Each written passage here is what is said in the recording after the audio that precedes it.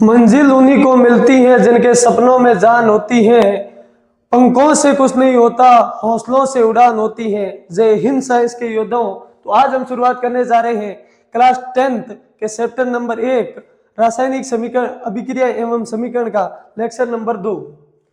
तो आज हम देखेंगे कि रासायनिक समीकरण लिखने का तरीका क्या है, संतुलित कैसे की जाती है ट्रिक्स के साथ में। और मैं आपको कहूंगा ट्रिक्स से ज्यादा आप मेथड पर ध्यान दीजिए, क्योंकि ट्रिक्स कभी गलत हो सकती है पर मेथड कभी गलत नहीं होगा। और एक बार यदि आपने मेथड सीख लिया तो उसके बाद में कभी आपको भूलने की जरूरत नहीं होगी। और मेथड जो एक प्रॉपर मेथड होता है सभी अभिक्रियाओं के लिए मान्य होता है। कुछ ट्रिक्स ऐसी होती है जो किसी पर्टिकुलर अभिक्रिया के लिए ही होती है। तो आज शुरुआत करते हैं सबसे पहले रासायनिक समीकरण लिखने का तरीका क्या है। उससे पहले हमने लेक्चर नंबर 1 में क्या देखा था उसका थोड़ा रिवीजन कर लेते हैं। रासायनिक अभिक्रिया किसे कहते हैं, रासायनिक अभिक्रिया की विशेषता क्या होती है, दैनिक जीवन में कौन कौन से उदाहरण है, रासायनिक समीकरण किसे कहते हैं, अभिकारक उत्पाद किसे कहते हैं, और द्रव्यमान संरक्षण और परमाणु संरक्षण नियम के बारे में पढ़ा था। और अंतिम आपको एक क्वेश्चन दिया था मैंने कि रासायनिक अभिक्रियाएं समीकरण संतुलित करना क्यों आवश्यक होता है। तो शुरुआत करते हैं रासायनिक समीकरण लिखने का तरीका क्या है सर, उसके बाद में संतुलन की तरफ चलेंगे जो आप आज का हमारा मेन टॉपिक होगा। रासायनिक समीकरण कैसे लिखी जाती है, देखो एक इसको लिखने का तरीका। यदि आपको कोई पूछ ले कि रासायनिक समीकरण लिखते समय किन किन बातों का ध्यान रखना है, एक ही समीकरण से हम सब कुछ जानकारी प्राप्त कर लेंगे। सबसे पहला पॉइंट, अभिकारक व उत्पाद के बीच तीरक का चिन्ह लगाया जाता है। क्या लगाया जाता है, तीरक का चिन्ह लगाया जाता है बच्चों। और अभिकारक को तीर की पूंछ की तरफ, ये तीर है, तीर के दो भाग होते हैं, ये होता है सिर और ये होता है पूंछ, ये होता है पूंछ। तो तीरक के पूंछ की तरफ या लेफ्ट हैंड साइड, कौन सी साइड से, लेफ्ट हैंड साइड अभिकारक को लिखा जाता है। किसको लिखा जाता है, अभिकारक को लिखा जाता है। जबकि राइट हैंड साइड या सिर की तरफ, राइट हैंड साइड या सिर की तरफ उत्पाद को लिखा जाता है सर। ठीक है, तो पहला पॉइंट क्या है सर, अभिकारक व उत्पाद के मध्य तीरक का चिन्ह लगाया जाता है, जिसके लेफ्ट हैंड साइड पर अभिकारकों को जबकि राइट हैंड साइड को तरफ उत्पादों को लिखा जाता है। दो या दो से अधिक अभिकारक या उत्पाद होने की स्थिति में इनके मध्य में प्लस का चिन्ह लगाया जाता है। क्या किया जाता है, प्लस का चिन्ह लगाया जाता है। आगे से प्लस के चिन्ह के बाद में हम देखेंगे कि यदि अभिक्रिया में कोई उत्प्रेरक भाग ले रहा है, क्या ले रहा है, उत्प्रेरक, कोई अभिक्रिया के लिए एक विशिष्ट परिस्थिति है, उस परिस्थिति को या अभिक्रिया के प्रकार को कहां पर लिखोगे, तीरक के ऊपर। जैसे इस अभिक्रिया के लिए 340 एटीएम दाब की आवश्यकता होती है, एटमॉस्फेरिक प्रेशर की जरूरत होती है, कितने, 340। तो इसको तीरक के ऊपर लिखा जाता है। यदि कोई अभिक्रिया दहन की अभिक्रिया है तो उसके ऊपर ऐसे त्रिभुज का साइन लगाया जाता है। और अंत में बात लिखेंगे कि यदि कोई अभिक्रिया है उसमें अभिकारक उत्पादों की अवस्था को उनके साथ में कोष्टक में लिखा जाता है। जैसे कार्बन मोनोऑक्साइड की अवस्था है गैसीय अवस्था को, तो उसको गैसीय अवस्था को साथ में लिखा जाएगा। हाइड्रोजन भी ये गैसीय अवस्था है, जबकि जो मेथेनॉल बनता है एक लिक्विड अवस्था में बदलता है। यदि कोई अभिक्रिया में गैस है तो गैस को जी के द्वारा दर्शाया जाता है कोष्टक के अंदर। और यदि किसी अभिक्रिया में द्रव है तो उसको एल के द्वारा दर्शाया जाता है। यदि कोई अभिक्रिया जलीय विलयन में हो रही है, कैसे विलयन में, जलीय विलयन में हो रही है, तो उसको AQ एक्वस के द्वारा दर्शाया जाता है। और अभिक्रिया यदि ठोस है, यदि ठोस अभिकारक या उत्पाद है, उसको सॉलिड के रूप में दर्शाया जाता है, कोष्टक के रूप में। तो अभिक्रिया में समीकरण लिखते समय किन किन बातों का ध्यान रखना है, एक बार फास्ट रिवीजन कर लेते हैं। अभिकारक व उत्पाद के मध्य तीरक का चिन्ह लगाया जाता है, जिसके लेफ्ट हैंड साइड में अभिकारक को लिखा जाता है। किसको, अभिकारक को लिखा जाता है, जबकि राइट हैंड साइड में उत्पाद को लिखा जाता है सर। एक से अधिक अभिकारक व उत्पाद होने की स्थिति में बीच में प्लस का चिन्ह लगाया जाता है। अभिक्रिया की कोई विशेष परिस्थिति या उत्प्रेरक की उपस्थिति या प्रकार को इस तीरक के ऊपर या नीचे की तरफ दर्शाया जाता है सर। और बताओ सर, यहाँ यदि इस अभिक्रिया में जो भाग ले रहे हैं अभिकारक व उत्पाद, उनके अवस्था को उनके साथ में कोष्टक में लिखा जाता है। ये रासायनिक समीकरण लिखने का तरीका है। आपको कोई इस तरीका भी पूछ ले, हालांकि कोई पूछता नहीं है, यदि पूछ ले तो आप इस अभिक्रिया को लिखो और जो जो इस अभिक्रिया में दे रखा है उसको आप लाइन बाई पॉइंट बना के लिख सकते हो। इसके साथ हमारा पहला टॉपिक खत्म हो जाता है। उसके बाद में हम बात करते हैं, कल हमने एक देखा था कि रासायनिक समीकरण संतुलित करना क्यों आवश्यक होता है, उसके बारे में हम देखते हैं कि रासायनिक समीकरण संतुलित करना क्यों आवश्यक होता है। हमने द्रव्यमान संरक्षण और परमाणु संरक्षण नियम पढ़ा था। द्रव्यमान संरक्षण नियम क्या होता है सर? द्रव्यमान संरक्षण नियम और परमाणु संरक्षण नियम ये कहलाता है, फर्स्ट अब रिवीजन कर लेते हैं कि द्रव्यमान संरक्षण और परमाणु संरक्षण नियम ये कहता है कि किसी रासायनिक अभिक्रिया में अभिकारक व उत्पाद के कुल जो द्रव्यमान होते हैं वो हमेशा बराबर होते हैं किसी रासायनिक अभिक्रिया में। ये कहां पर पढ़ा था? हमने 9th क्लास के चैप्टर नंबर 3 में पढ़ा था, परमाणु एवं अणु के अंतर्गत। रासायनिक समीकरण संतुलित करना क्यों आवश्यक है, ये हमारा पिछला टॉपिक था। संतुलित करना क्यों आवश्यक है, आवश्यक क्यों है, इसके लिए हम देखेंगे कि सबसे पहले तो ये बात बता दूं मैं आपको कि हमने देखा था कि सभी रासायनिक अभिक्रियाएं हैं, जितनी भी रासायनिक अभिक्रिया है वह द्रव्यमान संरक्षण एवं परमाणु संरक्षण नियम का पालन करती है। इसका कारण लिखते हैं क्यों करना आवश्यक है। तो यदि आप देखोगे कि सभी रासायनिक अभिक्रियाएं, केमिकल रिएक्शंस, रासायनिक अभिक्रियाएं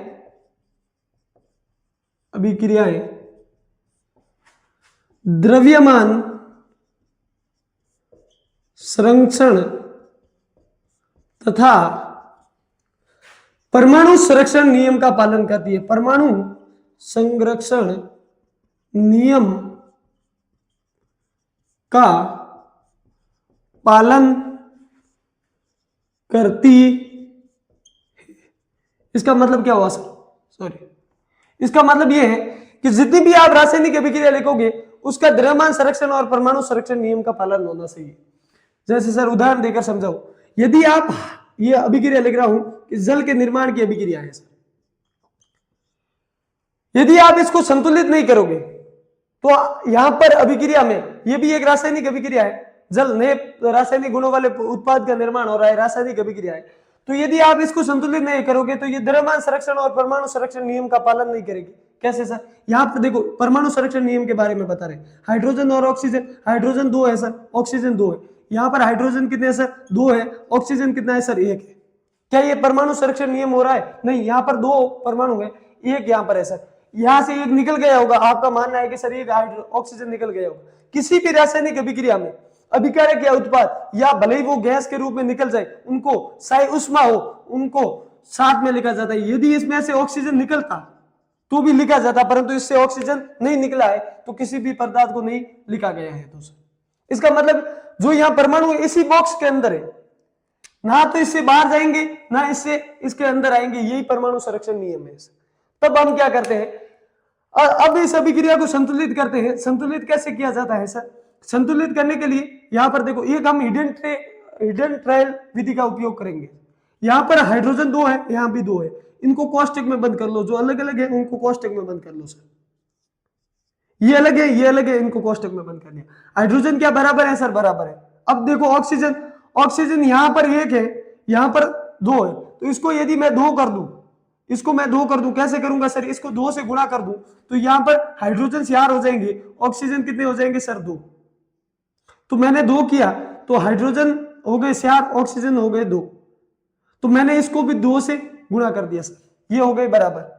अब देखो हाइड्रोजन यहाँ पर तो 2 है, यहाँ पर 4 है, वापस देखना है किसी भी अभिक्रिया को संतुलित करने से समय वापस देखिए, यहाँ पर 2 है सर और यहाँ पर 4 है। यदि मैं इसको 2 से गुणा कर दूं तो 2 दूना 4 हो जाता है सर, ये मैंने 2 से गुणा कर दिया, ये अभिक्रिया संतुलित हो गई। क्या ये अभिक्रिया सही है? नहीं है। क्यों सर? इनकी अवस्थाओं को मैंने साथ में नहीं लिखा, ये गैसीय, ये गैसीय, ये कैसी है सर?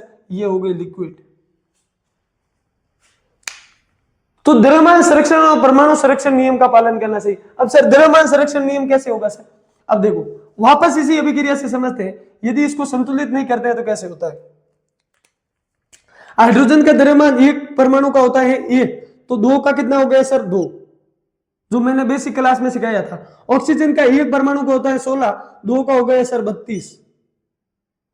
यहां पर देखो हाइड्रोजन का हो गया 2 और एक ऑक्सीजन है यानी कि 16, कितना हो गया सर 18, जबकि यहां पर कितना है सर, यहां पर हो गए 34। क्या ये द्रव्यमान संरक्षण, आपने 34 किलो मान लो 34 किलो दूध लिया, 18 किलो दही जमा, ये हो सकता है नहीं, क्यों सर, ये द्रव्यमान संरक्षण नियम का पालन नहीं करेगा। तो हमें इन दोनों के द्रव्यमान को बराबर करना होता है सर। कैसे करेंगे सर, अब यदि मैं अभिक्रिया को अभी संतुलित किया था, यदि संतुलित करके इसको मैं निकालूं, तब देखो यहां पर हाइड्रोजन कितने हैं सर, 4 हाइड्रोजन है, एक हाइड्रोजन का कितना होता है सर, एक हाइड्रोजन का एक होता है, हाइड्रोजन कितने हैं सर 4, तो यहां हो गया 4 द्रव्यमान। यहां ऑक्सीजन का कितना हो गया सर, 16 दूना 32, यहां पर देखो ऑक्सीजन कितने हैं सर 2 का हो गया 32 और हाइड्रोजन कितने हैं सर 4, यहां भी 37 हो गया, यहां भी 37 हो गया। क्या द्रव्यमान संरक्षण नियम का पालन हो रहा है, हाँ हो रहा है। तो रासायनिक अभिक्रिया संतुलित करने के बाद में द्रव्यमान संरक्षण नियम का पालन करती है। और एक रीजन बता दो सर, क्यों करना आवश्यक है सर, संतुलित करना क्यों आवश्यक है, ये आप उदाहरण के रूप में भी लिख सकते हो, कैसे 4 और 32 और ये हो गए 4 प्लस 32 ये हो गए 37 और यहां पर भी 37, ये बराबर होंगे सर, 37 बराबर 37 ये। दूसरा रीजन क्या है सर, दूसरा रीजन ये है कि जो रासायनिक अभिक्रिया है संतुलित रासायनिक अभिक्रिया से अभिकारक कारक एवं उत्पाद का मात्रात्मक ज्ञान अर्जित होता है। सर समझा नहीं, मात्रात्मक ज्ञान कैसे अर्जित होता है, कि सर मात्रात्मक ज्ञान कैसे अर्जित होता है, एक उदाहरण के द्वारा यही समझा दूं आपको कैसे होता है अर्जित। यहां ऊपर लिख रहा हूं उदाहरण, जैसे समझो हमने हाइड्रोजन ली, हमने क्लोरीन गैस ली और साथ में क्या बन गया सर, हाइड्रोक्लोरिक अम्ल यानी कि HCl गैस बन गई सर। अब मात्रात्मक, अब यहां पर देखो यदि जो गैसें बन रही है उनको सीधे मोल के रूप में देखा जाता है, आप बड़ी क्लासों में जाओगे तब समझ जाओगे। अब सिर्फ समझ लो, इस आपके 10th क्लास में इनकी जरूरत नहीं पड़ेगी, कारण आपकी जरूरत पड़ सकती है। यदि 1 मोल यानी कि इसके आगे नहीं है, मानो 1 किलो ये ले लिया, 1 किलो ये ले लिया और साथ में बना क्या सर, 1 किलो ये बना, नहीं ये गलत है सर, 1 किलो ये नहीं बना, द्रव्यमान अलग अलग होंगे, तो क्या बनेगा सर, देखो यदि इसको हम संतुलित करते हैं सर, 2 हाइड्रोजन यहाँ 2 हो गए सर, क्लोरीन 2 यहाँ 2 यहाँ हो गए, तो यदि हम संतुलित करते हैं तब हम कह सकते हैं 1 मोल हाइड्रोजन गैस 1 मोल क्लोरीन गैस के साथ में मिलेगी और क्या बनेगी सर, 2 मोल हाइड्रोक्लोरिक गैस बनेगी या हाइड्रोक्लोरिक अम्ल बनेगा सर। या लीटर में माप लो, यानी कि 1 लीटर आप यदि हाइड्रोजन गैस लोगे, 1 लीटर यदि आप क्लोरीन गैस लोगे तो 2 लीटर आपको क्या प्राप्त होगी सर, हाइड्रोक्लोरिक गैस प्राप्त होगी। इससे क्या समझे सर, इससे हम ये समझे कि यदि संतुलित नहीं करते तब तक आपको मात्रात्मक ज्ञान प्राप्त नहीं होगा कि 1 किलो से 1 किलो मिला तो कितना बना, यानी कि आपने कोई 2 वस्तुएं ली, जैसे कि बेसन की बर्फी बनाने के लिए 1 किलो घी लिया, 1 किलो शक्कर लिया, 1 किलो बेसन लिया मान लो, तो तीनों से मिलकर कितना बनी। तो यदि आप ऐसा जानना चाहो तो उसके लिए आप रिएक्शन लिखोगे, हमें पता है कि 3 किलो मिलेगी, परंतु आप तो बेसन की बर्फी लिखोगे तो आपको मात्रात्मक ज्ञान थोड़ी होगा जब तक आप संतुलित नहीं करोगे कि कितना कितना क्वांटिटी में लिया है। तो हमें मात्रात्मक ज्ञान भी अर्जित होता है। ये तो थी हमारी पुरानी बातें। अब हम देखते हैं रासायनिक समीकरण संतुलित कैसे की जाती है, उसके लिए क्या ट्रिक्स है सर, ट्रिक्स के द्वारा समझेंगे। हालांकि ट्रिक्स से ऐसा है, मैं तो कहता हूं मेथड से करो, मेथड जिंदगी में एक बार सीख लोगे थोड़ा डिफिकल्ट होगा, परंतु यदि आप एक बार सीख लोगे तो जिंदगी भर के लिए आप साइंस में संतुलित करना सीख जाओगे। हमने भी तो कभी ना कभी मेथड ही सीखे थे, डायरेक्ट हमने कभी ऐसे नहीं है कि सर हमने डायरेक्ट जाते ही ट्रिक सीखना प्रारंभ कर दी। यदि हम ट्रिक सीखते, मान लो यदि मैं ट्रिक सीखता तो आपको अब ट्रिक्स ही सिखा पाता, मेथड नहीं सिखा पाता, या कोई एग्जाम देने जाता जहां पर ट्रिक्स काम नहीं कर रही है, कोई ऐसी अभिक्रिया होती है जहां पर ट्रिक्स काम नहीं करती, तो ये क्या हिडन ट्रायल सबसे विधि बेस्ट है, हिडन ट्रायल। ठीक है, हिडन ट्रायल विधि से हम ज्यादातर अभिक्रियाओं को संतुलित करेंगे। तो अब सर रासायनिक समीकरण को संतुलित करना हमारा टॉपिक है। रासायनिक, आपको दिखाई नहीं दे रहा होगा, रासायनिक समीकरण का संतुलन, बैलेंसिंग ऑफ केमिकल रिएक्शन कैसे करेंगे हम सर? बैलेंस बराबर करनी है, हम दोनों तरफ परमाणु संरक्षण और द्रव्यमान संरक्षण नियम का पालन करें, ऐसा करना है सर। अब हम सबसे पहले इजी उदाहरण से लेंगे, उदाहरण के द्वारा ही समझेंगे सर। कैसे समझेंगे? उदाहरण के द्वारा ही समझेंगे। अब सर उदाहरण नंबर 1, प्रारंभ में हम थोड़ा इजी उदाहरण लेंगे, फिर डिफिकल्ट की तरफ चलते जाएंगे सर। जो उदाहरण अभी लिया हमने, देखो हाइड्रोजन लिया, क्लोरीन गैस ली, और क्या बन गया सर? HCl बन गया सर। ठीक है सर। अब संतुलित करने के लिए सबसे पहले कुछ बातों का आपको ध्यान रखना होगा सर। कैसे? आपको सबसे पहले तो परमाणुओं की गणना करनी आनी पर सही है। आपको कोई कोष्टक के बाहर लिखा है, कैसे लिखा है, वो आनी चाहिए, वो भी हम सीखेंगे। उसके बाद में आप ये समझ लो, ये बात तो आप नोट करके रख लो कि जो ये लिखे हुए हैं, पहले से लिखे हुए, उनके अंदर आप कुछ भी छेड़खानी नहीं कर सकते सर। आप यहां पर कुछ नहीं लिख सकते। ऐसा नहीं है कि सर यहां पर 2 लिख दिया, 4 लिख दिया, नहीं सर। तो हम कहां पर छेड़खानी कर सकते हैं सर? आप इसके बाद 2, 4, 6, 8 कुछ भी लिख सकते हो सर। तो सर हम समझ गए कि सर इसके बाहर हम कुछ भी लिख सकते हैं, अंदर हम कुछ किसी भी प्रकार की छेड़खानी नहीं करेंगे सर। अब कैसे करेंगे? अब क्या करो, जो भी है इसको ये मान लो और इसके लिए एक बार संख्या बना दो। हाइड्रोजन की सर 2, इसको कोष्टक में बंद करो, ये कोष्टक के अंदर है, कोष्टक के अंदर बंद करो। क्लोरीन है सर, क्लोरीन कितने है सर? 2, कोष्टक के अंदर बंद करो। हाइड्रोजन यहां पर कितने हैं सर? ये एक ही है यौगिक, एक यौगिक को साथ में लिख दो। हाइड्रोजन 1, क्लोरीन 1, यहां पर एक ही थे तो इनको एक ही लिखा। अब देखो यहां पर 2 है, यहां पर 1 है, मैं कैसे इसको, या तो इसको 1 करूं या इसको 2 करूं, कैसे कर सकता हूं सर? यदि मैं इसको 2 से गुणा करूं तो 2 को, यदि मैं 2 से गुणा करूंगा, ये सबसे गुणा होगा, इसके अंदर जितने भी है उन सबसे गुणा होगा। 2 को 1 से गुणा किया, कितना आ गया सर? 2। 2 को 1 से गुणा किया, कितना आ गया सर? 2। तो अब हाइड्रोजन भी कितनी हो जाएगी सर? 2, और क्लोरीन भी 2। यहां भी हाइड्रोजन 2, क्लोरीन भी 2। तो ऐसे किया तो मैंने ये 2 नोट करना चाहो तो नोट कर लो। कोई भी प्रॉब्लम हो तो उसका सॉल्यूशन मिलेगा, कमेंट में जरूर कीजिए। यदि आपको वीडियो पसंद आ रहा है, आपको ये क्लासेस बेस्ट लग रही है, तो चैनल को जरूर सब्सक्राइब कीजिए, जिससे आप पूरा पाठ्यक्रम, साइंस का पूरा पाठ्यक्रम इस चैनल पर रेगुलर तरीके से देख सके। प्रत्येक शाम के समय 6:15 पर PM प्रत्येक क्लास अपलोड होगी। लेक्चर वाइज होंगे, 2 से 3 लेक्चर में हम चैप्टर को कंप्लीट करने की कोशिश करेंगे। ये लेक्चर सबसे इंपॉर्टेंट है। ऐसा कभी हुआ ही नहीं है कि बोर्ड का एग्जाम हो, किसी भी प्रकार का बोर्ड हो, ऑल इंडिया जितने भी बोर्ड होते हैं उसमें रासायनिक समीकरण संतुलित करने का क्वेश्चन ना आए, ऐसा कभी हुआ ही नहीं। कहीं ना कहीं रासायनिक समीकरण संतुलित करने का क्वेश्चन आता है। इसीलिए एक लेक्चर पर्टिकुलर रासायनिक समीकरण यानी कि केमिकल इक्वेशन को बैलेंस करने के लिए ही रख दिया गया है सर। आगे सर, अगला सर, अब थोड़ा डिफिकल्ट की ओर चलते हैं सर, थोड़ा डिफिकल्ट की ओर चलते हैं। जो हमारे एनसीईआरटी के उदाहरण है उनको खासकर आपको ध्यान में रखना है, क्योंकि उन्हीं से क्वेश्चन आएंगे सर। उदाहरण नंबर 2 सर, हमें जो सिखाया गया है एनसीईआरटी में उसी से लेते हैं सर। आयरन की अभिक्रिया जब जल से करेंगे Fe3O4 और साथ में हाइड्रोजन गैस निकलेगी सर। अवस्थाएं आप साथ में लिखता जाना, भौतिक अवस्था। हमें क्या पता है सर? पहले तो ये बात ध्यान में रखनी है कि हम इस कोष्टक के अंदर, इनको पहले कोष्टक में बंद करना प्रारंभ कर दो, बाद में जब हम एकदम सटीक सीख जाएंगे तब इनको कोष्टक में बंद करना बंद कर देंगे। पहले कोष्टक के अंदर बंद कर दिया सर। अब इसके बाद में क्या करेंगे सर? अब इसके बाद में हमने कहा था कि इसकी गणना कर लो, जितने भी कोष्टक बने हुए उनको कोष्टक के बराबर। आयरन क्या है सर? कुछ नहीं है, तो इसका मतलब 1 है। ये और रहा सर, एक और यौगिक। हाइड्रोजन कितने हैं सर? यहाँ पर 2, हाइड्रोजन के नीचे 2 है, 2। इसके नीचे कुछ नहीं है, इसका मतलब एक है, ये एक।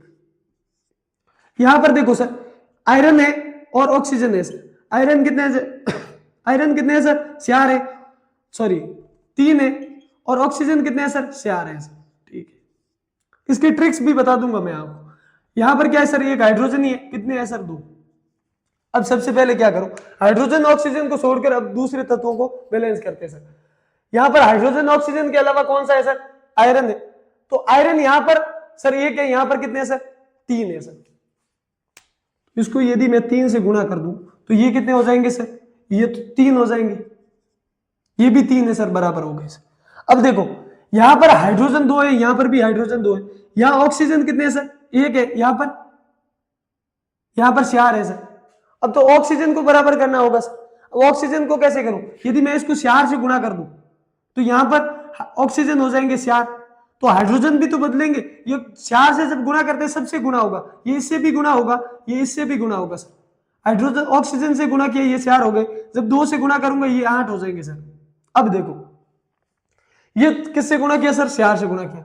अब देखो, यहां पर तो 3 है, यहां पर हाइड्रोजन अब संख्या बदल गई, यहां पर 8 है, यहां पर 2 ही है, तो यदि मैं इसको 4 से गुणा कर दूं तो ये भी हो जाएंगे 8, ये भी 8, ये भी 8, बराबर से।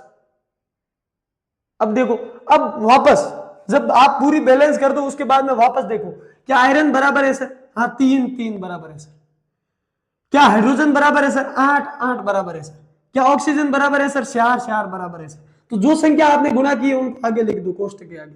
4 से गुणा किया सर, 4 को लिख दो। आपने किससे गुणा किया सर? 4 से गुणा किया, 4 को लिख दो। ये हमारी अभिक्रिया संतुलित। अब आपको कहां ट्रिक्स की जरूरत पड़ी सर? अब ट्रिक्स क्या बताएंगे सर? अब मैं बता दूं आपको ट्रिक्स कैसे बताएंगे। इससे ज्यादा ट्रिक्स में इससे ज्यादा दिमाग लगाना पड़ता है सर। नहीं, ऐसा नहीं होता है, ट्रिक्स में कम दिमाग लगाना पड़ता है, वो देख लो, मैं अभी बताता हूं कैसे दिमाग ज्यादा लगाना पड़ता है। ट्रिक्स में क्या करेंगे, ये लिखेंगे अभिक्रिया, समीकरण लिख दी। अब आपको ट्रिक्स और जो मेथड है उनमें फर्क बताता हूं। फिर क्या कहेंगे कि सबके आगे ए सर पर लिख दो, यहां ए बी सी डी ऐसे लिख दे। अब क्या करोगे? अब आपको बोलेंगे कि आयरन की यहां पर संख्या कितनी है? ए। हमको किसके बराबर करनी है सर? इसके बराबर करनी है। तो इसके बराबर कितनी सर? ये 3 और सी, 3C के बराबर करनी। अब दूसरा क्या बोलेगा कि अब दूसरी संख्या कौन सी है सर? अब बी सर।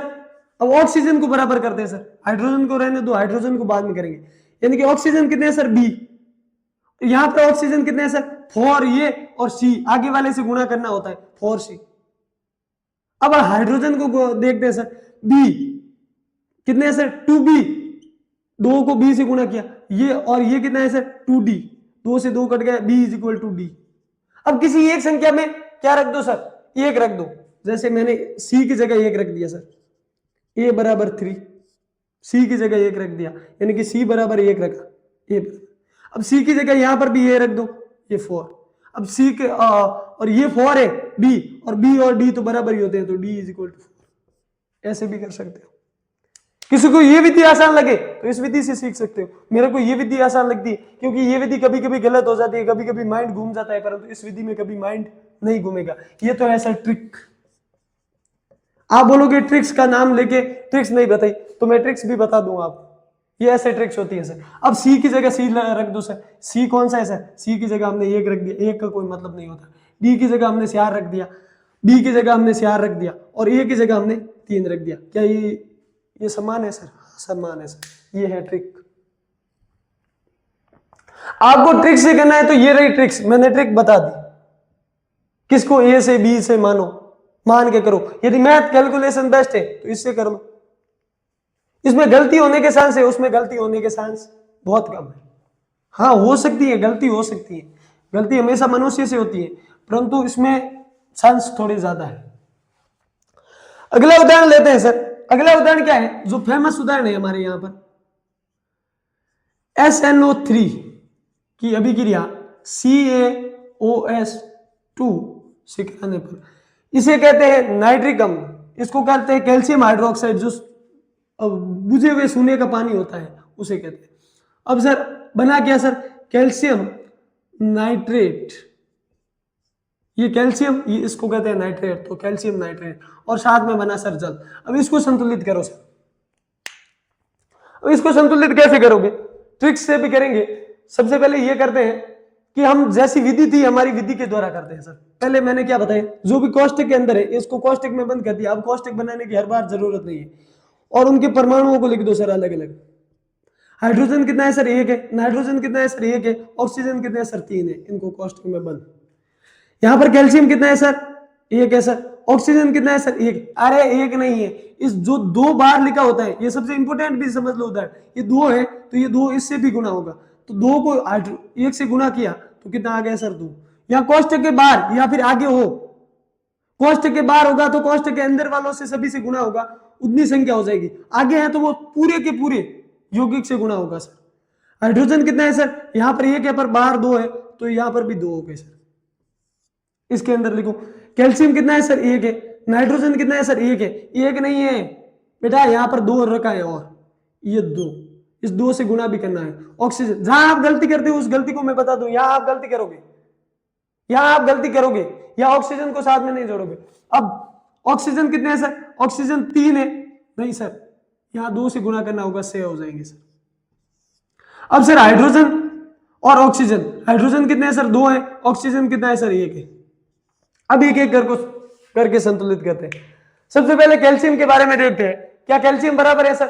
हाँ बराबर है। उसके बाद में क्या देखते हैं? हाइड्रोजन ऑक्सीजन को बाद में देखेंगे। अब देखो नाइट्रोजन, नाइट्रोजन यहां पर 1 है सर, यहां पर 2 है। यदि मैं इसको 2 से गुणा कर दूं, इसको 2 से गुणा कर दूं, तो सर पहले हाइड्रोजन भी 2 हो जाएंगे। नाइट्रोजन कितने हो जाएंगे सर? 2 से गुणा किया 2 हो जाएंगे सर। ये ऑक्सीजन कितने हो जाएंगे सर? 3 को 2 से गुणा किया 6 हो जाएंगे सर। अब क्या नाइट्रोजन बराबर है सर? बराबर है। ऑक्सीजन क्या बराबर है सर? यहां देखो, ऑक्सीजन 6 और यहां पर कितने हैं सर? अब देखते हैं ऑक्सीजन की तरफ चलते हैं। अब ऑक्सीजन यहां पर 6 और 2 साथ में मिला के लिखो, 6 और 2 8 हो जाते हैं ऑक्सीजन। यहां पर देखो 6 और ये 1 है सर। सर यदि 6 है 1 है, यदि मैं इसको 2 से गुणा कर दूं तो ये कितने हो जाएंगे सर? हाइड्रोजन 4, ऑक्सीजन कितने हो जाएंगे सर? 2। कितने हो जाएंगे सर? 2 हो जाएंगे सर। ऑक्सीजन 2 हो जाएंगे, तो अब ऑक्सीजन की गणना करो। 6 ये रहे, 2 ये रहे, 8 यहां पर भी ऑक्सीजन हो गए, 8 यहां पर भी ऑक्सीजन हो गए सर। ऑक्सीजन बराबर। अब हाइड्रोजन को देखो सर, हाइड्रोजन यहां पर कितने हैं सर? 2 ये रहे, 2 हाइड्रोजन ये रहे, कितने हो गए सर? 4। और हाइड्रोजन यहां पर भी कितने हैं सर? 4। अब देखो यहां तो हमने किससे गुणा किया सर? 2 से, 2 को आगे लिख दो। यहां पर हमने किससे गुणा किया सर? 2 से, ये 2 को आगे लिख दो। क्या अभी समीकरण संतुलित है? देखो हाइड्रोजन कितने हैं सर? 2। यहां पर कितने हैं सर? सॉरी, हाइड्रोजन 2 ये रहे और 2 ये रहे, 4। तो यहां पर हाइड्रोजन कितने हैं? 4 है, बराबर है सर।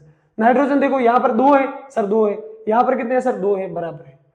अब ऑक्सीजन देखो सर, सॉरी कैल्शियम देखो, कैल्शियम बराबर है 1 1। ऑक्सीजन देखो सर 3 नहीं, इसको 2 को भी आगे गुणा कर दो, 3 और 2, 3 दूना 6, 6 और 2 ऑक्सीजन ये रहे 8। यहां पर देखो 3 दूना 6 और 2 ये रहे 8, बराबर है क्या सर? बराबर है, ये संतुलित हो गई सर। अब यहां पर ट्रिक्स कहां से की? थोड़ा दिमाग लगाना पड़ता है। यदि एक बार आपका इसमें दिमाग खुल गया तो बाद में आपको कोई ट्रिक्स की जरूरत नहीं, आप ऐसे करोगे। मेरे को इतना टाइम थोड़ी लगता है, ये तो आपको सिखाने के लिए ऐसे ऐसे किया गया है। जब आप इसके रिलेटेड 50-60 एग्जाम्पल मिला लोगे, आपकी जो भी किताब के अंदर जितनी भी रिएक्शन दे रखी है उन सबको संतुलित कर दो। जो संतुलित दे रखी है उनको लिखो, आगे के नंबर मत लिखो और बाकी लिखो और वापस संतुलित करो। आप ऐसे सीख जाओगे, आपको बाद में जरूरत नहीं पड़ेगी ये कॉस्टिक बनाने की। मेरे को जरूरत थोड़ी पड़ती है कॉस्टिक बनाने की। आगे सर, अब इसकी भी सर, इसके बाद में अगला हमारा अगला उदाहरण है नंबर 4। उदाहरण नंबर 4, उदाहरण नंबर 4 क्या है सर? एक और उदाहरण लेते हैं सर। उदाहरणों से जितना खेलना सीख जाओगे उतना आपका ये जो बैलेंसिंग है वो सही हो जाएगी सर। इसको करो, वीडियो को पॉज करना और करने के लिए ट्राई करो। या देखने से नहीं होगा, साइंस है मैथ है उनको देखने से कभी नहीं होती है सॉल्व, आपको पेन को रगड़ना पड़ेगा। अब देखो, अब इस अभिक्रिया को क्या करना है सर? संतुलित करना है। कैसे करेंगे सर? मेथड से करेंगे। ट्रिक बहुत जगह फेल हो जाती है सर, मेरे हो जाती है, आपकी क्या? आगे चलो सर।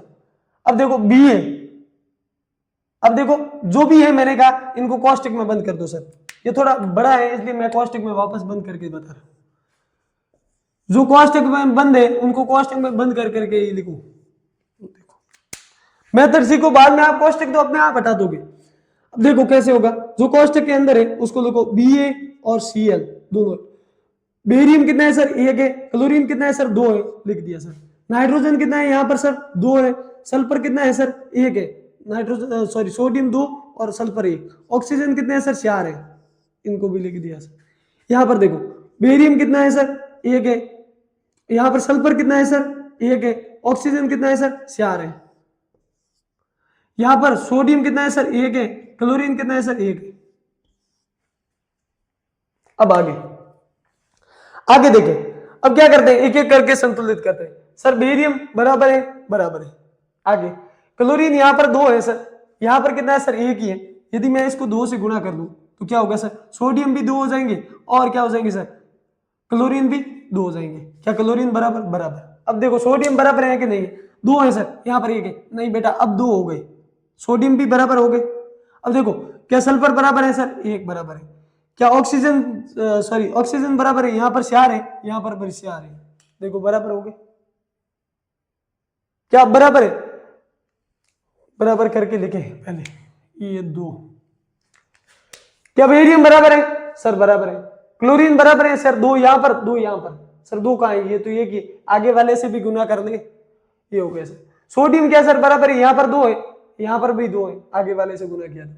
सल्फर यहाँ पर 1 है, यहाँ पर भी 1 है। ऑक्सीजन 4 है, 4 है। आसान तरीका। कहाँ ट्रिक्स की जरूरत कहाँ पड़ी, ट्रिक्स की तो जरूरत वहां पड़ती है जहां आप क्या करते हो, आपका दिमाग काम में लेना बंद कर देते हो। यदि नोट करना है तो पॉज करो और नोट करो। बाकी नोट्स तो आपको टेलीग्राम चैनल पर ये चैप्टर समाप्त होने के बाद में मिल ही जाएंगे, पीडीएफ फॉर्मेट में मिल जाएंगे। आगे सर, आगे एक उदाहरण है जो मोस्ट इंपोर्टेंट उदाहरण है, और उससे पहले एक उदाहरण और कर ले सर। कितना नंबर था, नंबर तो मैं भूल गया। अब देखें, देखते हैं जो आसान है जो उदाहरण उनके बारे में देखते हैं सर।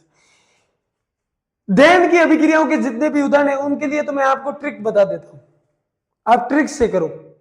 उनके लिए ट्रिक्स मानिए है सर।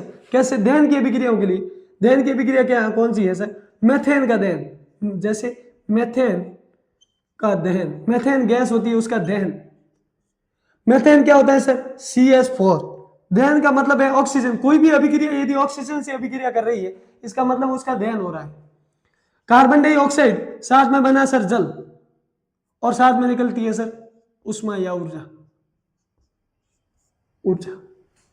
अब इसको संतुलित कैसे करो सर, ये एक तो है मेथड, मेथड से कैसे करेंगे सर। अब देखो मेथड से कैसे करेंगे, मेथड से करने के लिए आप क्या करोगे, मेथड तो ये है कि कार्बन की संख्या लिखो 1, हाइड्रोजन की संख्या लिखो 4, ऑक्सीजन सर 2। यहां पर देखो sir carbon 1, oxygen sir 2, hydrogen sir यहां पर कितने हैं सर 2, ऑक्सीजन सर 1। अब देखो कार्बन क्या बराबर है सर, बराबर है। हाइड्रोजन क्या बराबर है, नहीं बराबर है सर, इनको बराबर करो सर। इसको 2 से गुणा किया तो हाइड्रोजन भी हो गए 4 और ऑक्सीजन कितने हो गए सर 2। अब हाइड्रोजन क्या बराबर हो गए सर, बराबर हो गए। अब देखो ऑक्सीजन क्या बराबर है, नहीं है, यहाँ पर 2 ऑक्सीजन है, जबकि यहाँ पर कितने सर 2, तो ये रहे 2, इनको भी साथ में गिनना है, तो कितने हो गए सर 4। तो अब क्या करूं मैं, इसको यदि 2 से गुणा कर दूं तो यहाँ ऑक्सीजन भी कितने हो जाएंगे सर 4। तो मैंने क्या किया, इसको भी 2 से गुणा किया और इसको भी 2 से गुणा किया। सर ये तो मेथड था, ट्रिक कैसे, ट्रिक मैं बताता हूं। कोई भी जो ऐसे कार्बनिक पदार्थ होते हैं, ऑर्गेनिक कंपाउंड होते हैं, जैसे CH4 वगैरह है, इनके लिए कैसे होता है, एल्केन, एल्कीन, एल्काइन के लिए यदि आपको ऐसा दिया जाए, कैसे sir, CHSY plus O2 gives CO2 plus H2O plus ऊर्जा। तो आप इसके लिए जो निकालोगे वो कैसे निकालोगे, तो जितना X है उसको X यहां पर रख दो, और सर यहां पर क्या लिखा जाएगा Y/2। सर यहां पर क्या लिखा जाएगा, यहां पर जो लिखा जाएगा X प्लस Y/7। सर ये ट्रिक है, इसको याद रखो। और जो भी दहन की अभिक्रिया है जिसमें CH4 जैसे पदार्थों का, CXSY जैसे पदार्थों का, सर यहाँ पर X कितना है सर, इस अभिक्रिया को सर अब ट्रिक से करते हैं।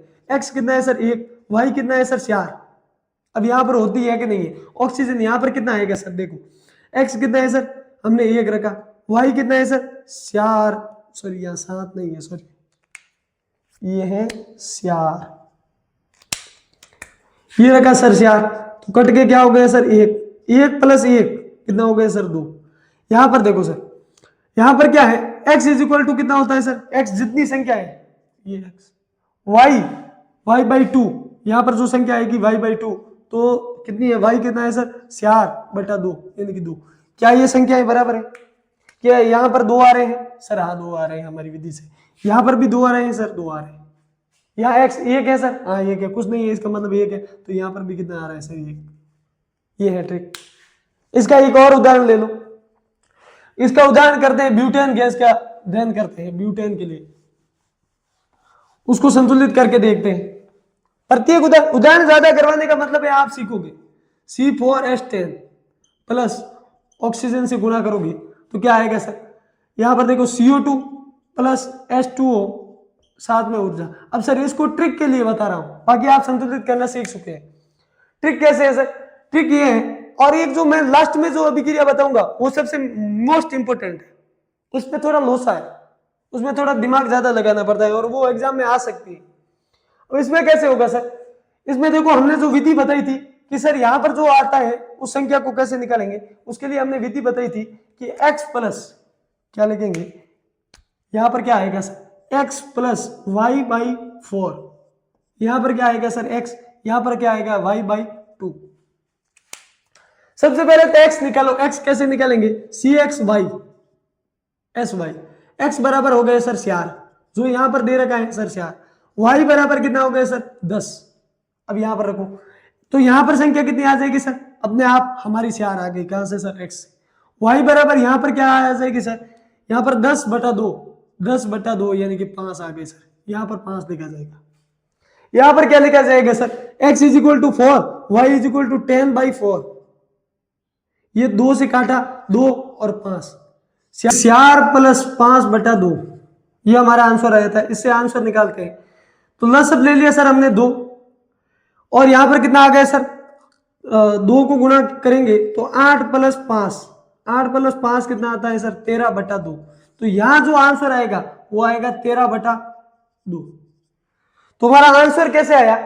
हमने देखा कि ये अब संतुलित करेंगे तो यहां आ जाएगा 13/2, यहां पर कितना आएगा सर? यहां पर आ जाएगा 4, यहां पर कितना आएगा सर? 5। परंतु एक बात है कि रासायनिक समीकरण को संतुलित करते समय जो आंसर आए वो पूर्णांक में आना चाहिए सर, पर ये तो भिन्नात्मक है सर। अब कैसे करेंगे? इसके लिए आप ये करो, ऐसी जब परिस्थिति आ जाए तब ऐसा करो कि जो यहां पर भिन्न में है, हर में है जो संख्या दी गई है, भिन्न के नीचे दी गई है जो संख्या, उससे सभी को गुणा कर दो। 2 से इससे भी गुणा कर दो, इससे भी गुणा कर दो, इससे भी गुणा कर दो, इससे भी गुणा कर दो। अब इससे जब गुणा करोगे तो यहां पर तो आ जाएंगे 2, आप इससे जब गुणा करोगे तो 2 से 2 कट के यहां पर रह जाएंगे 13, और 2 से अब यहां पर गुणा करोगे तो 8, इससे गुणा करोगे तो 10। ये आ गई सर रिएक्शन, ये अभिक्रिया संतुलित हो गई। आगे देखिए, आगे क्या है सर? हमारा एक और उदाहरण जो मोस्ट इंपोर्टेंट उदाहरण है उसको हल करते हैं, फिर हम इस क्लास को यहीं पर विराम देंगे। एंड लेड नाइट्रेट को जब हम हीट देते हैं, गर्म करते हैं, मैंने कहा था ना जो अभिक्रिया की परिस्थिति है या प्रकार है उसको यहां पर लिख देते हैं। ये बनता है लेड ऑक्साइड प्लस NO2, जो नाइट्रोजन डाइऑक्साइड गैस है, और साथ में बनती है ऑक्सीजन। अब सर इसको संतुलित कैसे करेंगे? तो हमारी वही विधि, और ये इंपोर्टेंट भी है क्वेश्चन सर। नाइट्रोजन कितने है सर और ऑक्सीजन कितने? लेड कितना है सर 1, नाइट्रोजन कितने है सर 2, ऑक्सीजन कितने है सर 3, उनको 2 से गुणा किया। अब बार बार नहीं बताऊंगा 3 ये से कहां से आया सर? यहाँ तो 3 ही, 2 से गुणा करना है सर। ये तो नाइट्रोजन 1 ही है, यहाँ 2 कहां से आया? 2 से गुणा करना है। PbO यानी कि ये भी है सर 1, ये भी है 1 सर। आगे नाइट्रोजन और ऑक्सीजन, नाइट्रोजन 1 है, ऑक्सीजन सर 2 है। ऑक्सीजन कितने है सर? 2। अभी यहां गुणा करो सर, लेड बराबर है सर, बराबर है। अब सर नाइट्रोजन, अब यहां पर ये लोसा है कि यदि जैसे ही आप नाइट्रोजन को बराबर करने जाओगे, इस अभिक्रिया के अंदर नाइट्रोजन को बराबर करने जाओगे, आपको यदि एक्सपीरियंस नहीं, आपने रिएक्शन नहीं मिलाई है, तो आप जैसे ही नाइट्रोजन को बराबर करने जाओगे ऑक्सीजन का संतुलन बिगड़ जाएगा। ये ऐसी परिस्थिति है जहां पर विषम संख्या आ रही है सर। यहां देखो, अब नाइट्रोजन तो ये 2 से गुणा करूंगा तो 2 से आ जाएगी सर, 4 आ जाएगी। अब आप बोलोगे नाइट्रोजन बराबर हो जाएगी, तब यहाँ ऑक्सीजन गड़बड़ा जाएगी। करके देखते हैं सर, यहाँ नाइट्रोजन को बराबर किया 2 आ जाएगी, ऑक्सीजन कितने हो गए सर 4, टोटल ऑक्सीजन यहाँ कितने सर 6, यहाँ पर कितने सर 1 ये 4 ये और 2 वो 7 हो जाएंगे सर। यहाँ पर एक ऑड नंबर आ रहा है अब ऑक्सीजन का, या 6 के बराबर कैसे करेंगे, इसको बढ़ाना पड़ेगा, या तो इसको भी बढ़ाना पड़ेगा, उसके बराबर करना पड़ेगा, फिर सब गड़बड़ा जाएगी। इसके लिए क्या करोगे, ऐसी परिस्थिति आ जाएगी। अब सर इसको बराबर कैसे करें सर, ऐसी परिस्थिति आ जाए, या तो आप ये करो कि यहां पर 6 वहां 7 करने के लिए एक और ट्रिक है, परंतु यदि वो ट्रिक अपनाओगे तो 1/2 से इसको यदि मैं गुणा कर दूं तब हो जाती है, परंतु आपको पूर्णांक संख्या में चाहिए, तब ऐसा नहीं करेंगे। तो क्या करेंगे सर, तो अब यहां पर नाइट्रोजन को बराबर नहीं करेंगे, पहले करेंगे ऑक्सीजन को बराबर। सर हमें कितने ऑक्सीजन चाहिए सर 6, यहां पर कितने सर 2 2 4, यहां पर ऑक्सीजन कितने चाहिए हमें सर 6, तो हम क्या करेंगे, अब ऑक्सीजन यदि इसको मैं 2 से गुणा करूं तो यहां कितने हो जाएंगे सर, लेड 2 और ऑक्सीजन 2। अब देखो, अब ऑक्सीजन क्या बराबर हो गए सर, 2 ऑक्सीजन 2 4 2 6, यहां पर भी 6। अब परंतु यहां पर लेड गड़बड़ा गए सर, लेड कैसे गड़बड़ा गए, यदि मैं इसको 2 से गुणा करूं, 2 से गुणा करूं किससे सर, 2 से गुणा करूं तो लेड कितने हो गए सर 2, नाइट्रोजन कितने हो गए सर 4, ऑक्सीजन कितने हो गए सर 12, 2 से गुणा किया 12 हो गए सर। तो ऑक्सीजन कितने, यहां पर कितने सर 2, यहां पर 2 4, अब हमारे पीछे कम कितने पड़ रहे हैं सर, 8 कम पड़ रहे हैं, यहां पर 12 है, यहां पर कितने सर 2 ये रहे 2 ये रहे 4, अब कम कितने पड़ रहे हैं 8। तो यदि मैं इसको 4 से गुणा करूं तो देखो नाइट्रोजन भी बराबर हो गए सर 4, ऑक्सीजन कितने हो गए सर 8, 4 को 8। ये इसीलिए इंपोर्टेंट है, थोड़ा घातक है सर। 2 से गुणा किया इसको, इसको किससे गुणा किया सर 2 से, इसको किससे किया सर 4 से। ये इंपोर्टेंट है, यदि ये आपको समझ में नहीं आता है तो कमेंट जरूर कीजिए। और इसी के साथ हम इस लेक्चर को समाप्त करते हैं। Thank you so much. और आपसे निवेदन है, चैनल को सब्सक्राइब कर दीजिए। ऐसे बहुत सारे बच्चे हैं जो वीडियो तो देखते हैं परंतु चैनल को सब्सक्राइब नहीं करते। वीडियो को लाइक कीजिए और अपने दोस्तों के साथ शेयर कीजिए जिससे उनको भी ये फायदा मिल सके। Thank you so much. और कोई भी गलती हो, भूल चूक हो तो उसको माफ कर देना, और साथ में कमेंट बताना कि आपको क्या रेगुलर क्लासेस चाहिए और आप किस टाइम पर देखना पसंद करेंगे। जो भी हमारे साथ ऑडियंस जुड़ी हुई है